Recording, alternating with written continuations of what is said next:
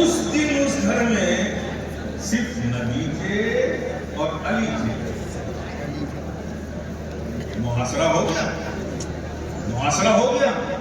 اب یہ تھا کہ تھوڑا سا رات اور گہری ہو جائے, سب لوگ گہری نیند میں چلے جائیں تو گھر میں اندر جا کر اپنے پروگرام کے تحت اپنے کام نہ کریں, نبی کو نقصان پہنچائے.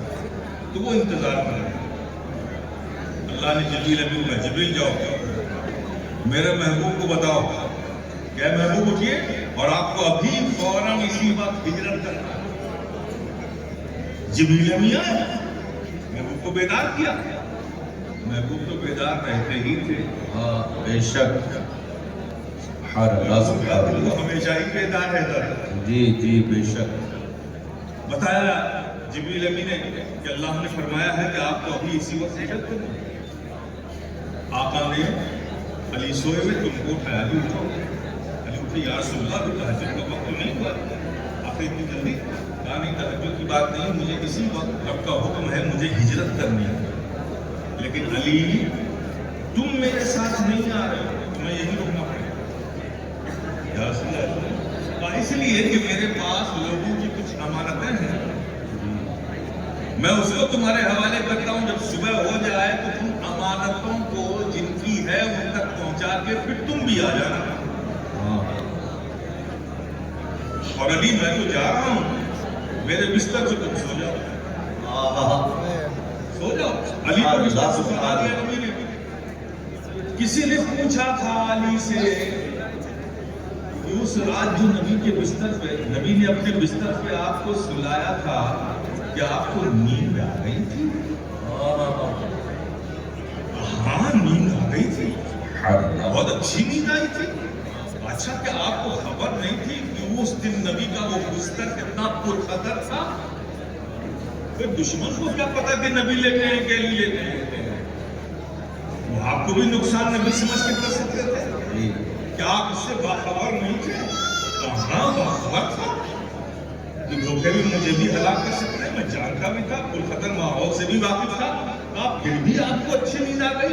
کیا اچھی نہیں آئی؟ خدا کی قسم اس کے قبضے قدرت میں علی کی جان ہے. اس رات علی جتنی گہری نیند سویا, پوری زندگی میں علی کو اتنی گہری نیند نہیں آئی. سبحان اللہ سبحان اللہ. اتنی گہری نیند نہیں آئی. کمال ہے, آپ خطرے سے واقف ہو کر بھی آپ کو گہری نیند آئی. کہاں گہری نیند آئی؟ اس لیے آئی کہ جس علی کی ضمانت, زندگی کی ضمانت نبی نے لے لی ہو, اس علی کو موت کیسے آ سکتی؟ سبحان اللہ. اور علی اس سے اگر ہلاک ہو جاتا تو پھر امانتیں کون بانٹتا؟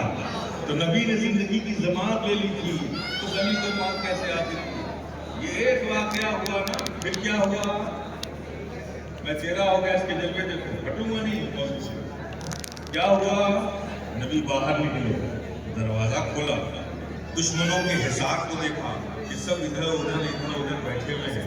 نبی نے کیا کیا؟ کنکڑی اٹھائی. پھر کیا کیا؟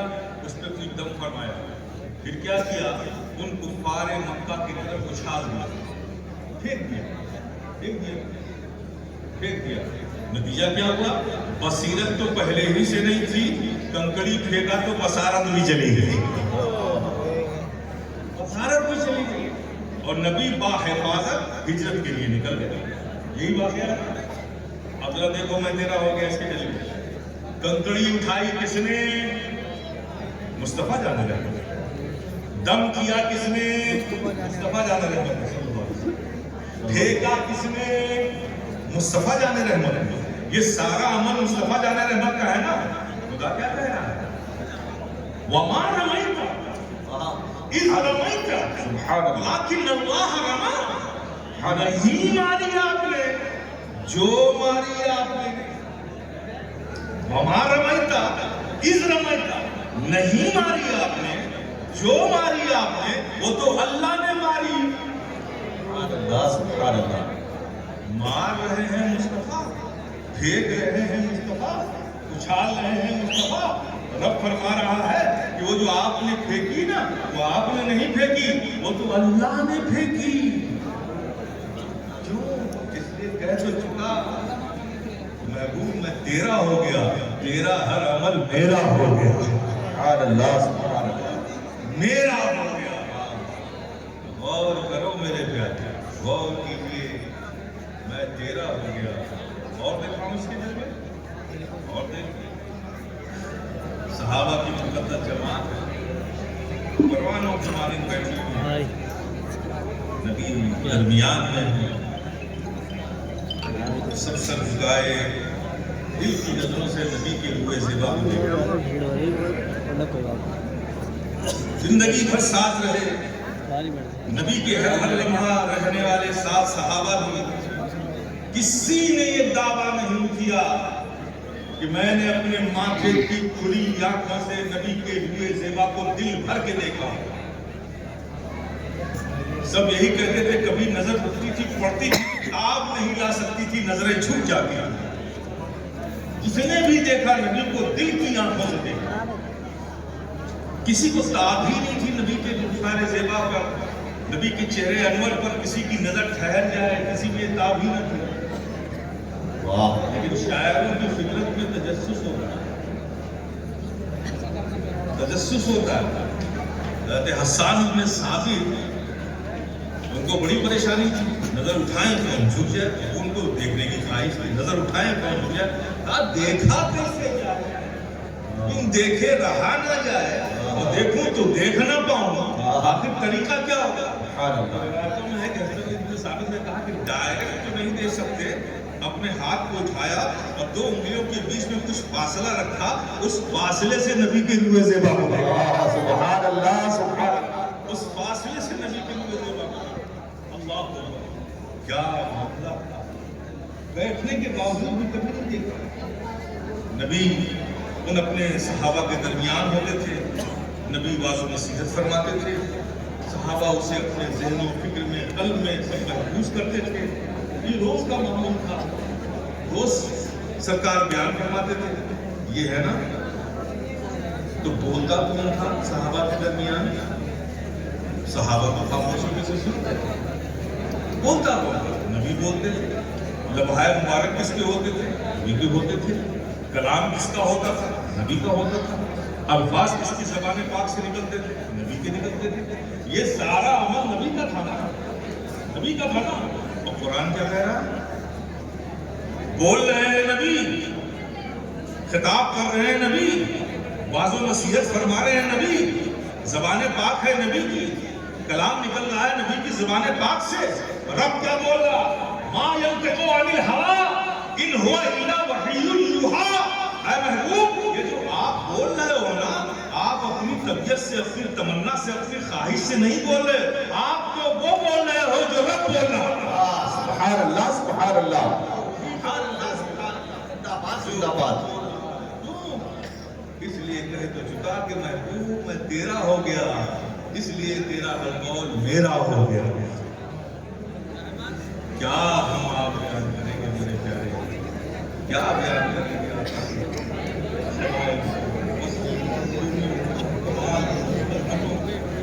اس لیے دستور یہی ہے، کسی کی تعریف اس کے حق کے مطابق کرنے کے لیے ضروری ہے کہ اس کی حقیقت کی معرفت ہو۔ بغیر حقیقت کی معرفت کے اس کے حق کے مطابق اس کی تعریف کرنا ممکن نہیں ہے۔ تعریف و توصیف کے چند کامن الفاظ سب کے لیے استعمال کر لیتے ہیں، آپ بہت اچھے ہیں، آپ کا اخلاق بہت اچھا ہے، بڑے اچھے لگ رہے ہیں، آپ مجھے بہت اچھے ہیں، اسے وہ کامن ہے۔ لیکن وہ ہے کیا، جب تک یہ جانیں گے نہیں تب تک اس کے مطابق تعریف نہیں ہوگی۔ اب آپ کو معلوم ہو گیا کہ یہ ڈاکٹر صاحب ہیں، اب تعریف کا انداز بن جائے۔ ماشاءاللہ آپ کے ہاتھ میں اللہ نے بڑی شفا دی ہے، آپ کی ڈائگنوس بہت اچھی ہے، آپ کا پرسکرپشن بہت اچھا ہے، آپ معالج بہت اچھے ہیں، آپ جو دوا دیتے ہیں مریضوں کو بڑا فائدہ ہوتا ہے۔ اب اس کے حق کے مطابق تعریف کریں تو معلوم چلا کسی کی تعریف اس کے حق کے مطابق کرنے کے لیے اس کی حقیقت کی معرفت ضروری ہے۔ بے شک۔ اب نبی کی تعریف ان کے حق کے مطابق کرنے کے لیے ضروری ہے کہ ان کی حقیقت کی معرفت حاصل کی جائے۔ کس نے حاصل کیا نبی کی حقیقت کی معرفت؟ اور کون کر پائے گا نبی کی حقیقت کی معرفت؟ کس نے کیا نبی کی حقیقت کی معرفت؟ اسی لیے تو حضرت شیخ سعدی نے فرمایا لا يمكن الثناء كما كان حقه بعد از خدا بزرگ تو ہی قصہ مختصر آقا ممکن ہی نہیں ہے کہ کوئی آپ کی تعریف آپ کے حق کے مطابق کر سکے. ہم تو بس یہی جانتے ہیں کہ زمین و آسمان میں رب کے بعد سب سے بزرگ برتر ذات جو ہے وہ آقا آپ کی ذات ہے. سبحان اللہ سبحان اللہ. آپ کی ذات ہے. یہ نہیں فرمایا مشکل ہے، مشکل جد و جہد سے ہو جاتا ہے، ناممکن ہو ہی نہیں سکتا. اور میں کہتا ہوں کہ تو شیخ سعدی کی یہ بولی عقیدت کی بنیاد پر نہیں ہے، حقیقت کی بنیاد پر ہے. سبحان اللہ. ممکن ہی نہیں ہے. جب تک کسی اس ذات کی حقیقت کی معرفت نہ ہو تب تک اس کے حق کے مطابق اس کی تعریف ممکن ہی نہیں ہے. نہیں ہے. اس نے کی آقا کی حقیقت کی معرفت.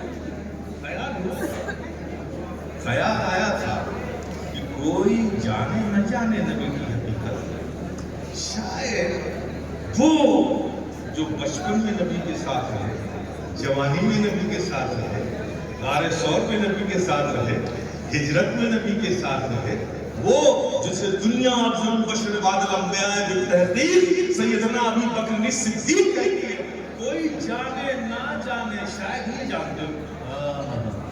یہ خیال ہے کہ کوئی جانے نہ جانے تو جانتے ہوں گے، لیکن میرے پیارے جب آقا کو ایسے صدیق اکبر سے مخاطب ہو کر یہ کہتے سنا اے یا ابا بکر لم یعرفنی حقیقتا غیر ربی. اے ابو بکر تم میرے ساتھ رہے زیادہ ضرور ہو، بچپن میں بھی ساتھ رہے، جوانی میں بھی ساتھ رہے، ہجرت میں بھی ساتھ رہو گے، اور آخری آرام گاہ میں بھی تم میرے ساتھ رہو گے. لیکن یہ زیادہ ساتھ رہنے سے یہ نہ سمجھ لینا کہ تم نے میری حقیقت بھی سمجھ لی ہے. تم نے میری حقیقت بھی سمجھ لی. یا ابا بکر لم یعرفنی حقیقتا غیر ربی. اے ابو بکر میری حقیقت کو میرے رب کے سوا کسی نے نہیں جانا. میری حقیقت کو میرے رب کے سوا کسی نے نہیں جانا. رب کے سوا لسٹ کو رب کے سوا حضرت آدم رب تو نہیں ہے نا، رب کے سوا ہے نا.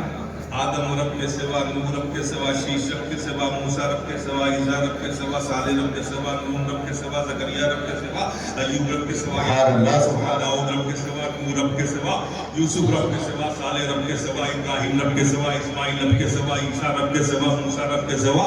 ان میں سے کوئی رب تو نہیں ہے، سب رب کے سوا ہے نا. بولو نا میرے پیارے جی، سب رب کے سوا ہے نا. آؤ آقا کی بارگاہ میں چلتے ہیں. آقا آپ بھی تو رب نہیں ہیں، آپ بھی تو رب کے سوا ہیں. سبحان اللہ. آپ بھی تو رب نہیں ہیں، آپ بھی تو رب کے سوا ہیں. کہنا کیا چاہتے ہیں؟ یہاں جو کہنا چاہتا ہوں کہ میں کیا ہوں وہ میں بھی نہیں جانتا، وہ تو صرف رب جانتا ہے.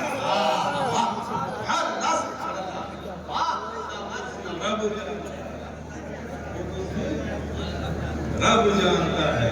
میرے پیارے ایسی ذات کی تعبیر اس کے حق کے مطابق ہم آپ کیا کر سکتے ہیں. بس میرے پیارے آخر میں نے یہ شعر پڑھا. اپنے عقیدے کو، اپنی عقیدت کو، اپنے ایمان کو تم اپنی شعر سے تحفظ دو. بس کوئی بھی بات آ جائے بس اس شعر کو پکڑے رہنا. لا يمكن الصداقت كما كان حقه بعد از خدا بزرگ توئی قصہ مختصر. خدا کے بعد زمین و آسمان میں جو بزرگ برتر ذات ہے وہ آقا آپ کی ذات. صلی اللہ علیہ وسلم. آج جامعہ سے لے کر یہی جائیں گے. بحثوں میں مت پڑھیے، بحثوں کے لیے تو ہمارے علماء بیٹھے نہیں. آج جو بحث ہوتی ہے نا، سوالات ہوتے ہیں، کس سے سوالات ہوتے ہیں؟ سوالات کرنے میں بھی بڑی احتیاط سے کرتے ہیں. سوال کرنے والے بڑی احتیاط سے ہوتے ہیں. پہلے دیکھ لیتے ہیں ہے کون. اگر باوجود کہ مفتی صاحب نے کہا نہیں ان سے سوال نہیں کرنا، بھائی عالم نہیں ان سے، ہاں یہ جامعہ کے اساتذہ نہیں ان سے نہیں، اس سے کرو گے چائے والے سے، رکشے والے سے، دکاندار سے، کاروبار سے، یہ سوال اسی لیے سچائی ہے. ان کو خوف تو نہیں ہے نا، ڈر تو نہیں ہے. کہیں جائیں دلیل مانگنے کے لیے اور پڑھ گئے مفتی صاحب نے تو ان کو معلوم ہے کہ ہم مانگنا تو چھوڑو پھر ماننا پڑ جائے گا، اس لیے دلیلیں ان سے مانگتے ہیں جو بیچارے کاروباری ہوتے ہیں. تو آپ کو ان سب چیزوں میں نہیں پڑھنا ہے، بس عادت خدا بزرگ تو ہی قصہ مختصر. انشاءاللہ مولا تعالیٰ اس پر قائم رہیں گے، کچھ نہیں ہوگا، کوئی نقصان نہیں پہنچے گا. بس یہ جامعہ آپ کا ہے، یہ صد الافاضل کی امانت ہے. ہر دور میں بے شک لوگوں نے محبتوں سے اس ادارے کی خدمت کی ہے. آج یہ دور آپ سب کا ہے، آج اس جامعہ کا جو دور ہے وہ آپ سب کا ہے. ہر دور میں اس شہر مراد آباد کے اہل محبت نے اس جامعہ کے لیے قربانیاں دی ہیں، اس جامعہ کے دست و بازو بنے ہیں. وہ اپنا کام کرتے چلے گئے، جامعہ یہاں تک پہنچا. اب یہ زمانہ آپ کا، آپ کو بھی جامعہ کا دست و بازو بننا ہے. اس کے جو آگے کے ترقیاتی منصوبے ہیں، پروگرام ہے، اس میں شرکت کرنی ہے اور جامعہ کو ایک عظیم درسگاہ جو علمی اعتبار سے ہی ہے، تعمیری لحاظ سے بھی ایک عظیم درسگاہ بنانا ہے. یہ ہم لوگ ایک منصوبہ رکھتے ہیں اور پھر ہم اپنے طلبہ سے، فارغ العلوم سے بھی کہیں گے انشاءاللہ وہ پروگرام جو ہم لائیں گے تو آپ لوگ بھی توقع رکھتے ہیں کہ آپ لوگ بھی اس میں شامل ہوں گے. اور شہر مراد آباد سے بھی ہم یہ اپیل کرتے ہیں کہ اب یہ جامعہ کی عمارت، جامعہ کے بچوں کے لیے بہت کم پڑھنے والوں کے لیے، تو ہم چاہتے ہیں کہ ایک الگ زمین لے کر جامعہ کی ایک عظیم تعمیر ہو، یہاں پر تخصص ہو، تخصص کا شعبہ چلے، افتا کا شعبہ چلے، فضیلت کے بچے پڑھیں. باقی درسگاہیں جو ہے اس جامعہ سے باہر لگے، ایک عظیم عمارت بنائی جائے تاکہ ہم بھی کہہ سکیں کہ جامعہ کے تعاون میں فلاں صدی میں، فلاں دور میں ہم کو جامعہ نے جب آواز دی تو ہم بھی کھڑے ہوئے اور جامعہ کی ہمیں توثیق اور ہم نے یہ بنا ڈالا. انشاءاللہ مولا تعالیٰ ہمیں کوئی امید ہے، یہ میں قبل از وقت اعلان کر رہا ہوں، وقت جلدی آئے گا. انشاءاللہ ہم آپ سب سے مخاطب بھی ہوں گے اور آپ تک اپنی بات پہنچائیں گے. مجھے انشاءاللہ تعالیٰ اعلان کرنا میرا کام تھا، لیکن میں یقین رکھتا ہوں صد الافاضل کی روحانیت پر، ان مشائخ کی روحانیت پر جس نے اس ادارے کی توسیع کے لیے بڑی قربانیاں دی، دعائیں دی، وقت بھی دیا، مالی تعاون بھی دیا، اپنے آپ کو یہاں پیش بھی کیا، خادم بن کر یہاں خدمت بھی کر رہے ہیں. ان سب کی روحانیت پر مجھے یقین ہے کہ انشاءاللہ اللہ تعالیٰ ہم اخلاص سے اس جامعہ کے لیے قدم بڑھائیں گے تو اللہ پاک ہمیں ضرور کامیابی عطا فرمائے گا. اور آپ اخلاص کے ساتھ جڑیں گے، تعاون کریں گے تو میرے پیارے آپ کے مال میں، آپ کی کسی چیز میں کمی نہیں ہوگی، ہو ہی نہیں سکتی ہے. رب کا وعدہ ہے، رب کا وعدہ ہے کہ جو اللہ کے دین کی مدد کرے گا اللہ اس کی مدد کرے گا، اس میں کمی نہیں آئے گی. انشاءاللہ وہ وقت بھی جلدی آئے گا. ہم لوگ اس بارے میں پروگرام بنا رہے ہیں. بہرحال آپ سب آئے، اب میں ایک ذمہ دار ہونے کی حیثیت سے آپ سب یہاں تشریف لائے جامعہ کے اجلاس میں. ہم آپ کے مشکور ہیں، ممنون ہیں. یوں ہی آپ آتے رہیں، جامعہ آپ کا ہے، اس میں دلچسپی لیں. جو اساتذہ ہیں ان کی تعلیم کریں، ان سے محبت کریں تاکہ ان کے بھی حوصلے بلند ہوں، ان کو محسوس نہ ہو کہ وہ کہیں اور آئے ہوئے ہیں. ان کو ہر لمحہ یہ احساس رہے کہ اپنوں میں آئے ہیں. اور یہ طلبہ جو دور دراز سے مختلف اسٹیٹوں سے آتے ہیں، مختلف شہروں سے آتے ہیں، یہ اس ادارے میں آئے ہیں، آپ کے شہر میں آئے ہیں، آپ کی حیثیت میزبان کی ہے. یہ مہمانان رسول ہے. بے شک آپ کو اس نظر سے انہیں دیکھنا چاہیے، اس نظر سے. یہ تو چلے جائیں گے لیکن جا کر اپنے علاقوں میں، شہروں میں کیا یاد کریں گے؟ اگر آپ نے محبتیں دی ہیں تو محبتوں کو یاد کریں، آپ نے عزتیں دی ہیں تو عزتوں کو یاد کریں. تو اس شہر کے سنی مسلمانوں کا وقار بلند ہوتا ہے. مختلف شہروں سے لوگ آتے ہیں، یہ عالم بن کے جاتے ہیں، درسگاہوں میں، مسجد میں امامت کرتے ہیں، خطابت کرتے ہیں.